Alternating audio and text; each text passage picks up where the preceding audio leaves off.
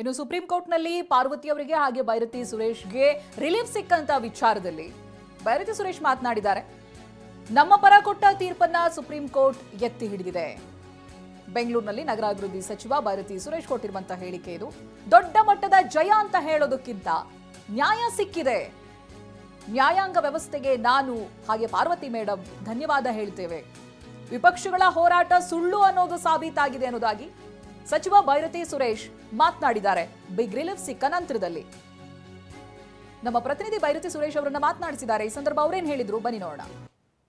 Sir, ಇವತ್ತು supreme court high court ನೀಡಿರುವ ಮೇಲ್ಮನವಿಯನ್ನು ತಿರಸ್ಕಾರ ಮಾಡಿದೆ. ಸರ್, ಇವತ್ತು ನಮ್ಮ ಹೈಕೋರ್ಟ್ನ ನ್ಯಾಯಾಧೀಶರು ಕೊಟ್ಟಂಥ ತೀರ್ಪನ್ನು ನಮ್ಮ ಪರವಾಗಿ, ನನ್ನ ಪರವಾಗಿ ಮತ್ತು ಪಾರ್ವತಿ ಮೇಡಮ್ ಪರವಾಗಿ ಏನು ತೀರ್ಪನ್ನು ಕೊಟ್ಟಿದ್ರು ಆ ತೀರ್ಪನ್ನು ಇವತ್ತು ಎತ್ತಿ ಹಿಡಿಯುವಂಥ ಒಂದು ಕೆಲಸವನ್ನು ಮಾನ್ಯ ಮುಖ್ಯ ನ್ಯಾಯಾಧೀಶರು, ನಮ್ಮ ಭಾರತ ದೇಶದ ಸರ್ವೋಚ್ಚ ನ್ಯಾಯಾಲಯದ ಮುಖ್ಯ ನ್ಯಾಯಮೂರ್ತಿಗಳು ಮಾಡಿದ್ದಾರೆ.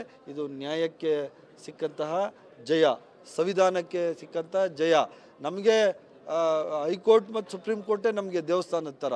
ಸೊ ಅವರು ಈ ಕ್ಷುಲ್ಲಕ ರಾಜಕಾರಣಿಗಳು, BJP ಅವರು, JDS ಅವರು ನಾವು ಮಾಡಿದ ತಪ್ಪನ್ನು ಮೇಡಮ್ ಪಾರ್ವತಿ ಅವರು ತಪ್ಪು ಮಾಡಿದ್ರು, ನಾನು ತಪ್ಪು ಮಾಡಿದೆ ಅಂತ ಕ್ಷುಲ್ಲಕವಾಗಿ ರಾಜಕಾರಣ ಮಾಡ್ತಾ ಇದ್ದಾರಲ್ಲ, ಇವರಿಗೆಲ್ಲ ಸರಿಯಾದ ಮಂಗಳಾರತಿಯನ್ನು ಇವತ್ತು ಸುಪ್ರೀಂ ಕೋರ್ಟ್ ಎತ್ತಿ ಹಿಡಿದಿದೆ. ಇನ್ಮೇಲೆ ಅದನ್ನು ಈ BJP ಅವರು, JDS ಅವರು ಈ ಕ್ಷುಲ್ಲಕವಾದ ಈ ಕ್ಲಾಸ್ಲೆಸ್ ಪೊಲಿಟಿಕ್ಸ್ ಇದೆಯಲ್ಲ ಅದನ್ನು ಬಿಡಬೇಕು. ಅದನ್ನು ಮಾನ್ಯ ನ್ಯಾಯಾಧೀಶರು ಹೇಳಿದ್ದಾರೆ, ನಿಮ್ದೇನಾದರೂ ಇದ್ದರೆ ಅದು ಎಲೆಕ್ಷನ್ಸಲ್ಲಿ ತೋರಿಸಿ ಈ ವೇದಿಕೆಯನ್ನು ನೀವು ಬಳಸ್ಕೋಬೇಡಿ ಅಂತ ಹೇಳಿದೆ. ಆದ್ದರಿಂದ ಅವ್ರಿಗೆ ಮಂಗಳಾರತಿ ಆಗಿದೆ. ಇನ್ನು ಮುಂದೆ ಆದ್ರೂ BJP ಅವರು, JDS ಅವರು ಈ ಥರ ಕ್ಷುಲ್ಲಕ ರಾಜಕಾರಣ ಮಾಡುವುದನ್ನು ಬಿಟ್ಟು ಜನಗಳಿಗೆ ನ್ಯಾಯ ಕೊಡುವಂಥ ಕೆಲಸ ಮಾಡಲಿ. ಅವರು ಇದರಿಂದ ಆದ್ರೂ ಆ ಪರಮಾತ್ಮ ಅವರಿಗೆ ಬುದ್ಧಿ ಕೊಡಲಿ ಅಂತ ಹೇಳ್ತಾ ಇದ್ದೀನಿ. ಈ ರಾಜ್ಯದ ಒಬ್ಬ ಹಿಂದುಳಿದ ವರ್ಗದ ವ್ಯಕ್ತಿ ಮುಖ್ಯಮಂತ್ರಿಗಳಾಗಿರೋದು ಸಹಿಸ್ಕೊಳಕ್ಕಾಗ್ತಾ ಇಲ್ಲ ಅವರಿಗೆ. ಅದನ್ನು ಸಹಿಸ್ಕೊಳ್ದಾರ್ದಿರ ಈ ಥರ ಕ್ಷುಲ್ಲಕವಾದ ವಿಚಾರಗಳನ್ನ ತಗೊಂಡು ಹೋದರು. ಆ ಕ್ಷುಲ್ಲಕವಾದ ವಿಚಾರಗಳಿಗೆ ಇವತ್ತು ಸುಪ್ರೀಂ ಕೋರ್ಟ್ ಒಳ್ಳೆ ತೀರ್ಪನ್ನು ಕೊಟ್ಟಿದೆ. ಅವರಿಗೆ ನಾವು ಆಭಾರಿಯಾಗಿರ್ತೀವಿ. ಸಚಿವರಾದಂಥ ಬೈರತಿ ಸುರೇಶ್ ಅವರು ಆಡಿದ ಮತ್ತು ಕ್ಯಾಮ್ರಾ ಪರ್ಸನ್ ಮಹಾದೇವ್ ಜೊತೆ ಈರಣ್ಣ ಬಸವ, TV9 ಬೆಂಗಳೂರು.